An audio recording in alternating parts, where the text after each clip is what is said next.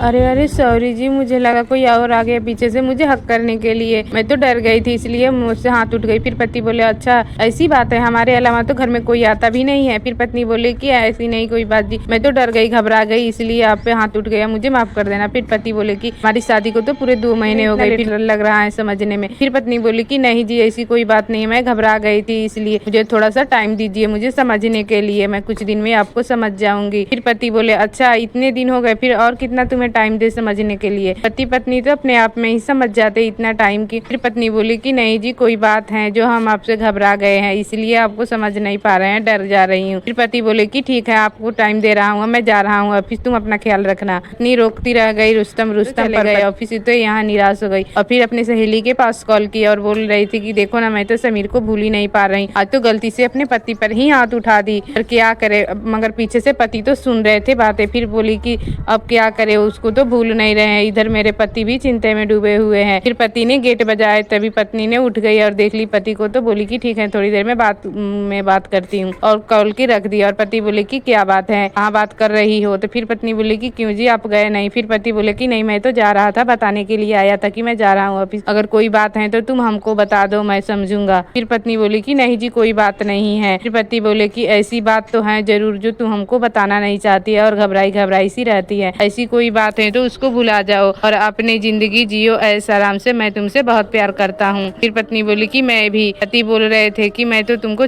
मुझे इग्नोर करके मत जाना, मैं भोलेनाथ हूँ। अगर तू चाहता है कि अब की बार तेरी नौकरी लग जाए तो तू इस वीडियो को लाइक करके चैनल को सब्सक्राइब कर और अपने 5 सच्चे मित्रों के पास शेयर कर। छोड़ना भी कभी नहीं चाहता हूँ, क्योंकि तुम मुझे बहुत पसंद हो और अच्छी भी लगती हो, समझदार भी लगती हो। अच्छे से रहो, अपने पुराने अतीत को भूल जाओ और नई जिंदगी आराम से जियो मस्त। कोई भी रुकावट है तो हमसे बताओ, मैं उसका हल सोल्यूशन निकाल दूंगा। और पति पत्नी को समझा रहे थे कि अच्छी से रहा करो, ऐसी उदास रहती हो तो अच्छी नहीं लगती। अब तो मैं तुम परमिशन दोगी तभी मैं तुमको टच करूंगा, और तुम्हारी मर्जी के खिलाफ आकर के मैं तुमको कभी भी टच नहीं करूंगा, ये मेरा वादा है। मैं जा रहा हूँ, अपना ख्याल रखना और अच्छे से घर में रहना।